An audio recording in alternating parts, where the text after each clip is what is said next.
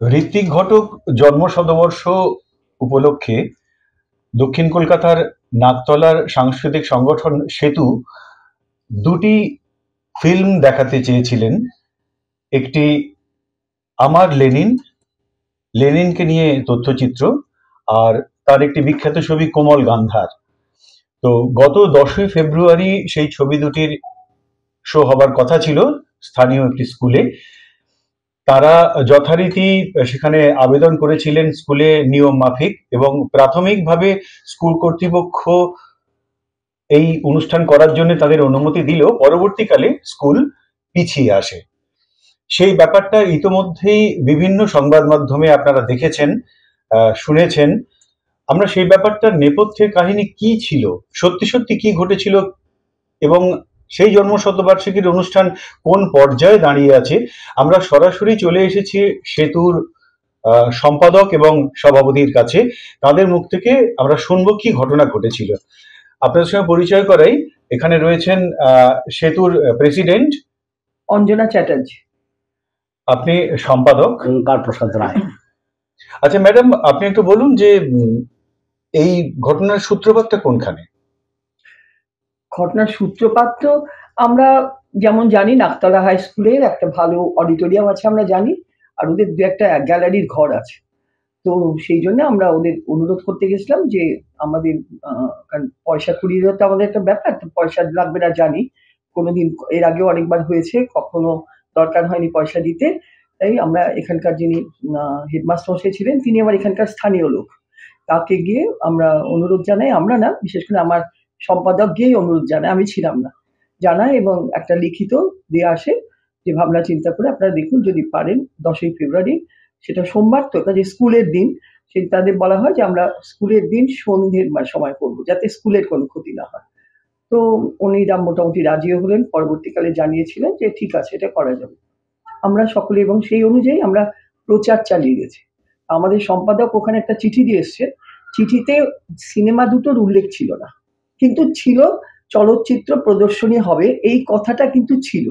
মানে এরকম না, কোনো আলোচনা সভা নয়, চলচ্চিত্র প্রদর্শনী করানো হবে, ঋত্বিক ঘটকের চলচ্চিত্র পরিচালিত চলচ্চিত্র। কাজ চলছিল, হঠাৎ করেই আমার সম্পাদক আমাকে ফোন করে বললেন যে দেখুন এরকম হেডমাস্টার মশাই এখন রাজি হচ্ছেন না, উনি বলছেন যে ওনাকে নাকি কয়েকটি ছেলে এসে খুব হুমকি দিয়েছে, বলেছে যে এখানে ঋত্বিক ঘটকের কোনো আমার লেনিন করা যাবে না, করলে আমরা কিন্তু ভাঙচুর করে দেব।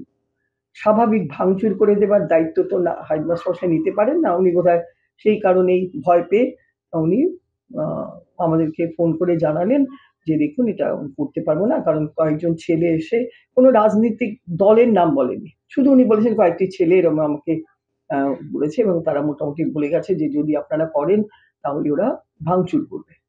তো তখন কিছুক্ষণ বাদে আমাদের সম্পাদক চুপ করে গেলেন, স্বাভাবিক একটা মানে হতোদ্দাম হয়ে গেলেন। তো তাও কিছুক্ষণ বাদে উনি ফের ফোন করেন হেডমাস্টার মশাইকে যে ঠিক আছে আমরা আমার লেনিন দেখাবো না, কোমল গান্ধারটা দেখাই, কারণ আমাদের উদ্দেশ্য ঋত্বিক ঘটকের কাজ দেখানো, সুতরাং কোমল গান্ধার দেখায়। তো উনি আবার ফের ফোন করে বললেন না, কোনো সিনেমাই এখানে দেখানো যাবে না। আমার লেনিন কেন দেখানো যাবে না সেই ব্যাপারে কোনো উত্তর দেননি, শুধু বলেছেন আমার লেনিন। তো আমাদের স্বাভাবিকভাবে মনে হলো লেনিন কথাটাতে ভয় বোধহয় পাচ্ছেন, যে কি করা যায় কি করা যায়। ভাবনা চিন্তা করে আমরা এখানে একটি স্থানীয় ক্লাবের দ্বারস্থ হলাম, তার প্রেসিডেন্টের সাথে কথা বলা হলো। তিনি প্রথমে বললেন হ্যাঁ ঠিক আছে আমি দেখছি ব্যাপারটা, এই ঋত্বিক ঘটককে সিনেমা দেখানোর ব্যাপারে কিসের আপত্তি হতে পারে। উনি বললেন ঠিক আছে আমাদের এখানে ব্যবস্থা করা যাবে, হবে। ব্যাস, ওনাকেও ওনার লোকেরা, যারা মানে বোধহয় ওখানকার কমিটির লোকেরা, তারা বোধহয় বলেছে যে হবে না এটা দেখানো, এবং শুধু আমার লেনিন নয়, সেখানেও বলছে যে কোনো সিনেমাই ঋত্বিকের দেখানো যাবে না। আমার মজা লাগছে ঘটনাটা সেই এলাকায় হয়েছে, এটা বালিগঞ্জে বা বর্ধমানে হলে আমার অত কৌতুক উদ্রিক্ত হতো না। এটা হয়েছে সেই জায়গায় যেখানে ঋত্বিক ঘটক বারবার রক্তবমি করেছেন, অর্থাৎ তার যে বিখ্যাত উদ্বাস্তু সমস্যা, বাস্তুহারার সমস্যা, শরণার্থী সমস্যা, যে নামেই বলুন, রিফিউজি প্রবলেম, এই নিয়ে যে ছবিগুলো, সেগুলোতে এই এলাকাতেই হয়েছে। আমার ভাবতে ভারী অবাক লাগে ইতিহাসের কি অদ্ভুত পরিহাস। যাদের ঠাকুরদা ঠাকুমারা এক বস্ত্রে একটা ঝোলা কম্বল নিয়ে বাঁশের খুঁটির ওপর এই কলোনিগুলো গড়ে তুলছিল, এই নবজীবন কলোনি, তাদের তৃতীয় প্রজন্ম এসে ঋত্বিক ঘটককে অপমান করছে। এর থেকে বড় প্রতিদান আর ঋত্বিক কী পেতে পারেন? গান্ধীজি গুলি খেয়েছেন, ঋত্বিকের মুখ বন্ধ করে দেওয়ার চেষ্টা হলো। তাদের অভিনন্দন জানান। এই যে খাস কলকাতার মুখে জন্ম শতবর্ষে ঋত্বিক বাবু আক্রান্ত হলেন, এই প্রসঙ্গে আপনার প্রতিক্রিয়া জানতে। না, ঋত্বিক বাবু আক্রান্ত হননি বা লেনিনও আক্রান্ত হননি। আসলে যারা এইগুলোতে বাধা দিচ্ছে, এই স্কুল কর্তৃপক্ষ কিংবা এই যে ক্লাব, এরা মূলত মূর্খ। এরা না জানে লেনিন, না জানে ঋত্বিক বাবু, না দেখেছে কোন গান্ধার আমার বিশ্বাস, না দেখেছেন আমার লেনিন, কোনটাই দেখেনি। তো তার ফলে যেটা হয়েছে সেটা হচ্ছে এরা ভেবেছেন যে ঋত্বিক বাবু এবং লেনিন তারা বোধহয় বিরোধী দলের অংশ এবং বিরোধীদের কাজ করতে দেওয়া হবে না, এরকম একটা থ্রেড কালচারের জগতের মধ্যে তো আমরা বাস করি। তো এই বিরোধী দলের কাজ ভেবে লেনিনকেও তারা বোধহয় বিরোধী দলের সদস্য ভেবেছেন বা ঋত্বিক বাবুকেও ভেবেছেন এবং ভেবে বন্ধ করে দিয়েছেন। মূর্খদের নিয়ে আলোচনা করার সময় নষ্ট করা। তা আমরা না সত্যি কথা একটু হতাশ। আমরা দুজনেই ওঙ্কার, আমাদের সম্পাদক, উনি একজন অধ্যাপক, আমি একজন অধ্যাপিকা, ছাত্রছাত্রী নিয়ে কারবার করেছি। আর আমার বিশেষ করে মনে হয়েছে, আমি ওঙ্কারের থেকে অনেক বেশি মানে প্রাচীন এখানটায় দীর্ঘদিন ধরে আছি, নাকতলা অঞ্চলে এই ধরনের ঘটনা কখনো ঘটেনি। এই ধরনের বাধা নির্বাচনের সময় কিছু দেখেছি, কিন্তু এরপরে কোনো সময় এই ধরনের সাংস্কৃতিক অনুষ্ঠান করতে যাব, তাতে ভয় পেয়ে পিছিয়ে আসা এবং ভয় পেয়ে সেই সংস্থাটাই পিছিয়ে গেল, একটুখানি খারাপ লাগলো। বিশেষ করে যখন আমাদের ক্লাবটা বললো, সেটাতে আমার আরো খারাপ লাগলো, কারণ ক্লাবের এমন কিছু সম্পত্তি ছিল না যে ভাঙচুর হয়ে নষ্ট হয়ে যাবে। তারা কেন এত ভয় পেলো বুঝতে পারলাম না। তারা ইতিহাসকে ভুলে যেতে চাইছে। তারা যে বরিশাল, ফরিদপুর, রাজশাহী থেকে এসেছিল, তারা ভুলে যেতে চাইছে। যেমন মাতাল বর্তমানকে ভুলে যায়, তেমনি একটা ক্রোধোন্মত্ত, আবেগোন্মত্ত মাতাল সম্প্রদায়, এরা যে ভুলে যেতে চাইছে ঋত্বিক ঘটক এদের কাছে বিবেকের মতো। ফলে এরা সেই বিবেককে মুছে দিতে চাইছে। কিন্তু ম্যাকবেথ শাল স্লিপ নো মোর, ম্যাকবেথের হাত থেকে রক্ত যাবে না। এরা যে কাউন্সিলর বা যে বিধায়ক বা যেসব ছেলে এগুলোকে আটকেছে, তাদের পূর্বপুরুষ লুঙ্গি পরে এক বস্ত্রে ওখানে এসে বাঁশের খুঁটির ওপর বাড়ি তৈরি করেছিলেন এবং তাদের কথা ভারতবর্ষে একমাত্র ঋত্বিক ঘটক স্মরণ করেছিলেন। তারা উপযুক্ত উপহারে দিল ঋত্বিক ঘটককে। বলছি যে শিক্ষামন্ত্রীর এলাকায় নাকতলা পড়ে, বা শিক্ষামন্ত্রী যে অঞ্চলে বসবাস করতেন, যিনি এখন বর্তমানে জেলে আছেন, তার পরিপুষ্ট, তার অনুপ্রেরণায় যারা ক্লাব গঠন করেছেন, তারা হয়তো এগুলো বন্ধ করতে উৎসাহিত হয়েছেন। কলকাতায় তো বহু পরিচালকের ছবি দেখানো হচ্ছে, সেখানে বিশেষ করে ঋত্বিক ঘটকের ছবির ক্ষেত্রে এই আক্রমণটা নেমে এলো কি কারণে বলে আপনি মনে করেন? কারণ ওখানে দেখবেন যে ঋত্বিক ঘটকের ছবিটাকে নিয়ে এই বিতর্কটা শুরু হয়েছে। সেখানে আমার লেনিন সিনেমাটা যারা দেখেছেন তারা জানেন যে কলকাতায় বাবুয়ানা করে লেনিন জন্ম শতবার্ষিকী পালন করার পরিবর্তে গ্রামে কৃষকদের লাঙলের মাথায় জমির বন্টনটাকে নিয়ে লড়াই আন্দোলনটাকে শক্তিশালী করার মাধ্যমেই লেনিনকে বাঁচিয়ে তোলা সম্ভব। এটা ছিল সিনেমার বিষয়বস্তু। এবং আমার লেনিন সেই ছিল ভিন্ন লেনিন, যিনি গ্রামে কৃষকের লড়াইয়ের পাশে থাকেন, কারখানায় শ্রমিকের লড়াইয়ের পাশে থাকেন, মধ্যবিত্ত মানুষের, মেহনতি মানুষের বেঁচে থাকার লড়াইয়ের পাশে থাকেন। আমার লেনিন মানে সেই ইতিহাসটাকে তারা মুছে দেওয়ার চেষ্টা করছে। এই ঘটনাটাকে সম্পর্কে আপনি দেখেছেন, আপনি ঘটনা শুনেছেন কিছু? হ্যাঁ, শুনেছি। মানে এটা আনফর্চুনেট যে আমাদের ওখানকার মানুষ যারা, তারা এই দুটো স্ক্রিনিং দেখতে পেলেন না। কার দোষ কার গুণ, কে ঠিক মতো পারমিশন নিয়েছে কে ঠিক মতো পারমিশন নেয়নি, সেটা আমাদের পার্টির সাবজেক্ট না, সেটা স্কুল এবং যে সংগঠন করছিল তাদের সাবজেক্ট। কিন্তু আমাদের দিক থেকে এইটা বিষয় হচ্ছে যে একটা স্ক্রিনিং না হতে পারা, এটা কি সিনেমাটা মানে মুছে যাবে না, সিনেমাটা থাকবে, কিন্তু এরকম একটা সুযোগ মানুষ পেলেন না। এটা মানুষের যে অধিকার, রাইটস, সেটা খানিকটা কাটেল হলো, এই অবধি বলা যায়। এবং এটা যদি ভবিষ্যতে কখনো হয়, নিশ্চয়ই ওখানকার মানুষ, আশেপাশের মানুষ তারা দেখবেন, উপকৃত হবেন, এই অবধি বলতে পারি। এটাকে প্রতিহত করার জন্য যে যুব শক্তি এগিয়ে আসা, সেটা কিন্তু বাংলায় দেখা যাচ্ছে না বলে অভিযোগ করছেন অনেকে, বা বাসে আলোচনাতেও শুনতে পাওয়া যাচ্ছে। এই বিষয়টা সম্পর্কে দেখুন, এটা না, মানে এটা বুঝতে হবে আমাদের পার্টির দিক থেকে। এটা যদি দেখা হয় যে সমাজে নানা সংগঠন আছে, যুব সংগঠন, ছাত্র সংগঠন, সাংস্কৃতিক সংগঠন, মহিলাদের সংগঠন, এগুলোর আলাদা আলাদা আইডেন্টিটি, তাদের আলাদা আলাদা কর্মসূচি, তারা আলাদা আলাদা লক্ষ্য অভিমুখী তারা যাত্রা করে। তার সাথে সিপিআইএম কে সবসময় জড়িয়ে দেওয়া, গুলিয়ে ফেলা, এটা ঠিক হবে না। আমাদের শুধু দেখবার বিষয় এইটা, আমরা যেভাবে দেখি যে ওই কর্মসূচির মধ্যে দিয়ে মানুষের চেতনার মানের উন্নয়ন হতে পারতো কি পারতো না, মানুষের সামনে সুযোগ আসতো দেখার কি আসতো না। এই দিক থেকে দেখলে যে সুযোগ পাওয়া, এই চয়েস, এইটা একটা ডেমোক্রেসির মানে ফান্ডামেন্টাল বিষয়। সেই চয়েসটা খানিকটা কাটল হলো এই ঘটনার মধ্যে দিয়ে। যে কোনো কারণেই হোক, যার ত্রুটির জন্যই হোক, সেইটা মানে ভালো না।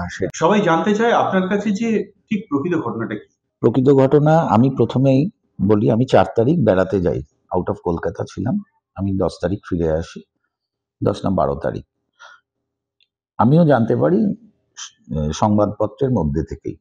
আমাকে এখান থেকে পাঠানো হয় যে গণশক্তিতে একটা নিউজ বেরিয়েছে যে নাকতলা স্কুলে এরকম সেতু বলে একটি অর্গানাইজেশন ঋত্বিক ঘটকের 2টো সিনেমা দেখাতে চেয়েছে, এবং আমাদের তৃণমূল কংগ্রেসের ছেলেরা গিয়ে নাকি 5 তারিখ স্কুলে হামলা করেছে এবং শোধ না চালানোর জন্য প্রধান শিক্ষককে চাপ সৃষ্টি করেছে। এক্ষেত্রে বলতে চাই, প্রথম কথা যে 5 তারিখ স্কুল বন্ধ ছিল, অর্থাৎ স্কুলে গিয়ে কেউ হুজ্জতি করেছে বা কিছু করেছে, এটা সর্বৈব মিথ্যা। দ্বিতীয়ত, আমি স্কুলের পরিচালন সমিতির সভাপতি।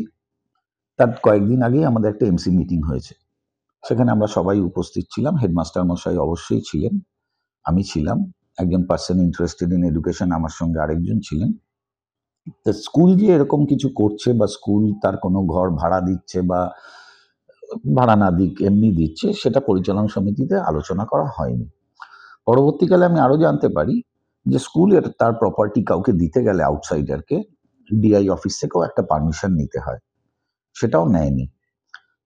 আমার মনে হয় পরবর্তীকালে এটা জানাজানি হওয়ার পর প্রধান শিক্ষক মহাশয় হয়তো শোটা নিজেই বন্ধ করে দিয়েছেন, এবং তিনি সেই চিঠি গণশক্তিতেও লিখে পাঠিয়েছেন যে আমার কোনো ইন্টারভিউ গণশক্তি নেয়নি। আমি গণশক্তিকে একবারের জন্যও বলিনি যে আমাকে কেউ বাধ্য করেছে বা তৃণমূল কংগ্রেসের কর্মীরা এসে আমার উপর চাপ সৃষ্টি করেছে, এরকম কোনো ঘটনা হয়নি। সেই চিঠি উনি গণশক্তিতে দিয়েছেন এবং গণশক্তি সেই চিঠি পরবর্তীকালে ছাপিয়েওছে। অতএব ব্যাপারটা প্রধান শিক্ষকের হয়তো কিছু ভুল হয়ে গেছিল, উনিই পারমিশন দিয়েছিলেন, উনিই পারমিশন উইথড্র করেছেন, এর মধ্যে আমাদের কোনো ব্যাপার নেই। এটা শুনে আমার মনে হলো যে আজ এই 2025 সালে বাঙালির যে অবস্থা, এখানে পশ্চিমবাংলার যে সাংস্কৃতিক স্তর এবং বৌদ্ধিক স্তর, সেখানে এটাই স্বাভাবিক। কারণ যে যুক্তিগুলো আপনি বললেন সেগুলো ঋত্বিক ঘটকের মতন মহৎ শিল্পীর ক্ষেত্রে আসে না, তা তো বটেই, এমনকি আইনের ক্ষেত্রেও আসে না। কারণ ছবিগুলো সেন্সার্ড, ভারত সরকার অনুমোদিত, রাজ্য সরকার অনুমোদিত, আমাদের দেশে এরপরে আর কোনো পারমিশন লাগে না। এটা যদি স্থানীয় কিছু লোক মনে করে থাকেন, সেটা তাদের অশিক্ষা। আমাদের জনপ্রতিনিধিরা সম্প্রতি দেখা যাচ্ছে তাদের শিক্ষার স্তর খুব বিশ্বাস্য নয়, ফলে তারা আন্দাজে কথা বলেন। আমি তার বিরুদ্ধে কিছু বলতে চাইছি না, কারণ আজকে আর জনপ্রতিনিধিদের কাছ থেকে শিক্ষা, সংস্কৃতি, রুচি কেউ আশা করে না। কিন্তু যেটা বলতে চাইছি যে ঋত্বিক ঘটক এর সৌভাগ্য যে আমাদের অন্যান্য সাংস্কৃতিক ব্যক্তিত্বদের মতো তাকে তোলা সংরক্ষিত প্রাণী হয়ে যাননি। মৃত ঋত্বিক ঘটক জীবিত ঋত্বিক ঘটকের থেকে অনেক বিপজ্জনক, এটা আবার প্রমাণিত হলো। এবং হ্যামলেটে রাজা যেমন প্রেতাত্মা হয়ে ফিরে আসেন এবং সতর্কীকরণ করেন, ঋত্বিক ঘটকের ভূত যে তাড়া করে বেড়াচ্ছে এস্টাবলিশমেন্টকে, সেটা প্রমাণিত হলো। অর্থাৎ ঋত্বিক ঘটক জীবন্ত, সক্রিয় এবং এক ধরনের জৈব। এটা একটা বিরাট কৃতিত্ব একজন শিল্পীর, যে তার মৃত্যুর 50 বছর পরে এবং শতবর্ষে এখনও তিনি আন্তর্জাতিক ও জাতীয় খ্যাতি থাকা সত্ত্বেও মুষ্টিমেয় স্থানীয় লোকের আপত্তিতে, যাদের কিছু ক্ষমতা আছে তাদের আপত্তিতে তার ছবি বন্ধ হয়ে যায়। এটা মোটেই শাসক দল এবং প্রশাসনের পক্ষে গৌরবের কথা নয়, যে জন্য তারা হয় চুপ করে আছেন, নয় সামান্য নিন্দা করেছেন। আমি আমাদের পার্টির দিক থেকে বলতে পারি, এই ঘটনাটার খবর আমাদের পার্টি পত্রিকা হয়েছে এবং স্কুলের প্রধান শিক্ষক তার বক্তব্য আমাদের পার্টি পত্রিকায় প্রকাশিত হয়েছে। এইটাই গণতন্ত্র, সকলের ভিউজ, সকলের মত সেটা প্রকাশ্যে থাকবে, মানুষ চয়েস করবে, অপশন দিতে হবে মানুষকে। এবং কোনো কিছুই স্ক্রিনিং বন্ধ হতে পারে, কোনো একটা আলোচনা সভা বন্ধ হতে পারে, এগুলোর মধ্যে দিয়ে কোনো কিছুকে মুছে দেওয়া যায় না। ঋত্বিক ঘটককে মুছে দেওয়া যাবে না, কমল গান্ধারও মুছে যাবে না, আমার লেনিনও মুছে যাবে না। মানে শাসক ভয় পায়, ধরুন পশ্চিমবাংলায় সরকারে যারা এখন আছেন তারা ক্ষমতায় আসার অব্যবহিত পরেই পশ্চিমবাংলায় যে জমি দখলের আন্দোলন হয়েছিল 60-এর দশকে, উদ্বৃত্ত খাস জমি দখলের আন্দোলন শুরু হয়েছিল, তারা মনে করেন এটা দুর্বৃত্ত মনে হয়েছে, ডাকাতি হয়েছে, জমির ডাকাতি হয়েছে। তারা তার জন্য জমি দখলের আন্দোলনটাকে নস্যাৎ করে দেওয়ার চেষ্টা করেছেন একটা কমিশন বসিয়ে। তো সেই ইতিহাসটা রয়ে গেছে, তারা মনে করেন সেই ইতিহাসটা আবার ফিরে আসতে চায়। অর্থাৎ যে এই যে এখন দেখলাম আমরা নতুন করে যে জমি নিয়ে নতুন করে শিল্প স্থাপনের জন্য জমি বিল বন্টন শুরু হয়েছে, নতুন নতুন বিল আসছে পশ্চিমবাংলায় সরকারের দিক থেকে। তো আমার মনে হয় যে তাদের কাছে মাথায় রয়েছে জমি নিয়ে যে আন্দোলনটা শুরু হয়েছিল, যেখান থেকে পশ্চিমবাংলার মানুষ জমির আন্দোলনে এত তৎপর হয়েছিলেন, এত উৎসুক হয়েছে, জমি কৃষকের হাতে কেড়ে নেওয়ার বিরুদ্ধে সোচ্চার হয়েছিলেন। আবার জমির আন্দোলন দেখিয়ে পশ্চিমবাংলার জমি বন্টনের লড়াইটাকে, অসমাপ্ত লড়াইটাকে আবার এগিয়ে নিয়ে যাওয়ার কোনো প্রচেষ্টা শুরু হবে না তো? অর্থাৎ আমার লেনিন এই ইতিহাসটাকেই তৈরি করে গেছে। জমির লড়াই পশ্চিমবাংলার কৃষকের বেঁচে থাকার জন্য, বেঁচে থাকার লড়াইয়ের সঙ্গে যুক্ত একটা প্রক্রিয়া, সেটাকে বন্ধ করার প্রচেষ্টা হিসেবেই তারা এটাকে দেখছেন। আমাদের যে ঋত্বিক মেমোরিয়াল ট্রাস্ট, তার সঙ্গে একটা যোগাযোগ হয়, সেইভাবে আমরা চিঠিপত্র দিই, দুটো সিনেমা দেখাবো সেটাও আমরা নাম নির্দিষ্ট করে দিই, ঋত্বিক মেমোরিয়াল ট্রাস্টের সাথে যোগাযোগ হয়েছে। আমরা চিঠি দিয়েছি, তারা বলে দিয়েছেন যে হ্যাঁ আমরা দেখাতে রাজি আছি।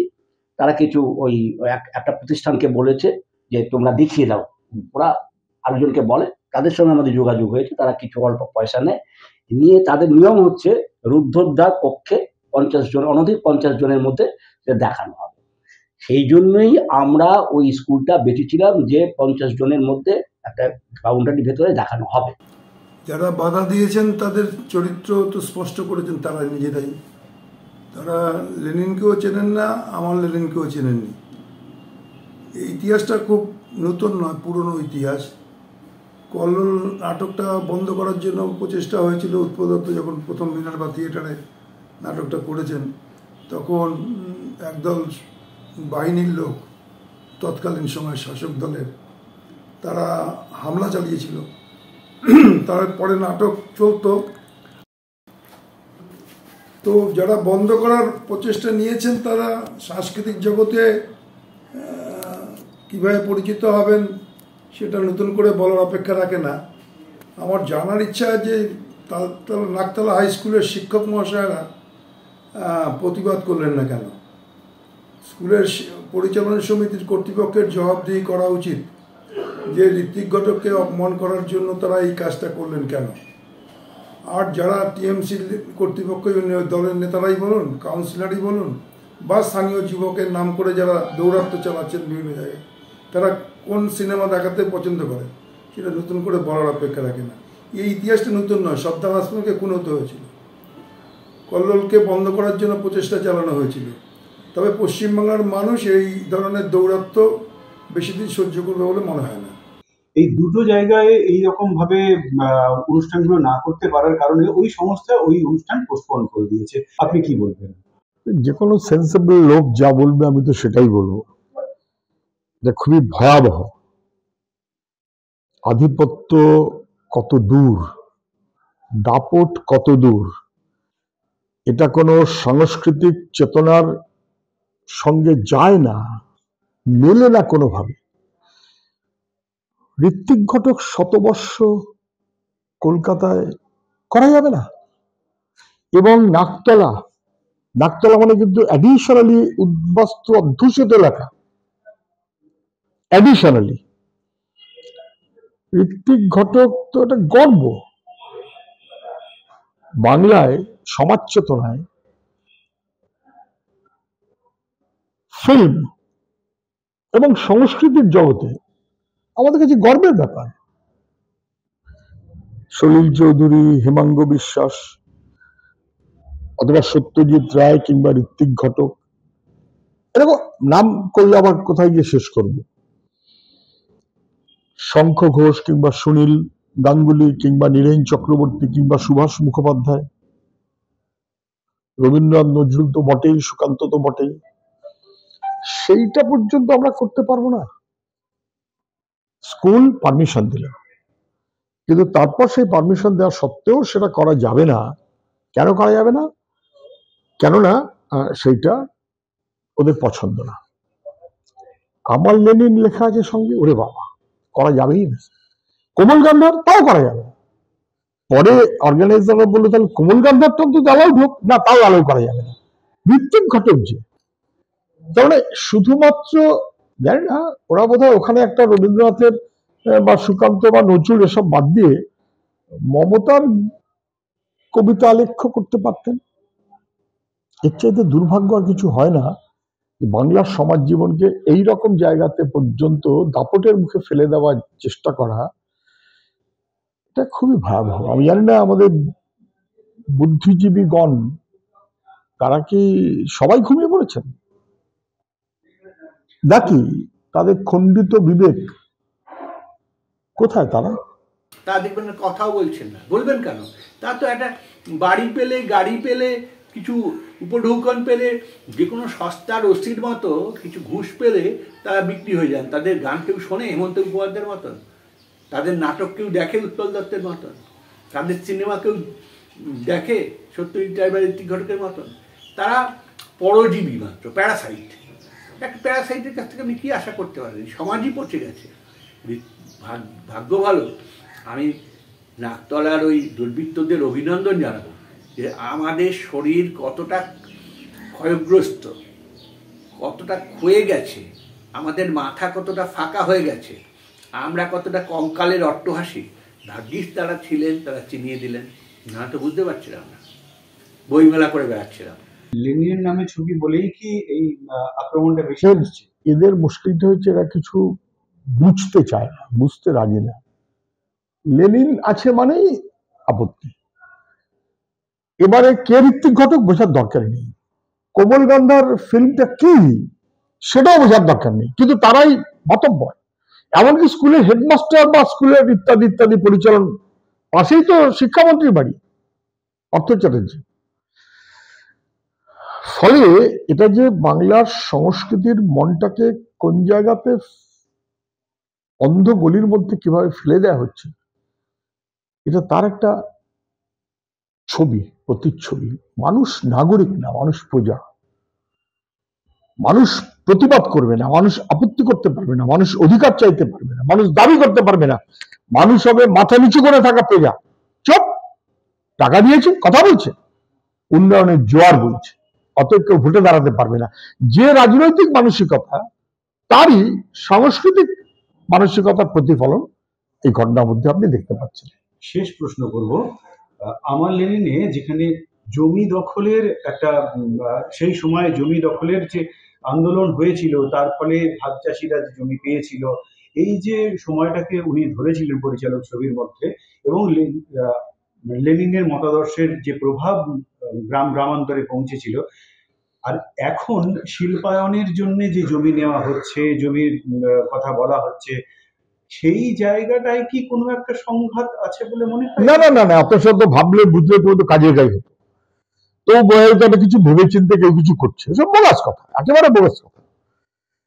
আপনি জানেন, দেখুন না জমিগুলো কি হচ্ছে, না চাষ না শিল্প, বাংলাকে ধ্বংস করো।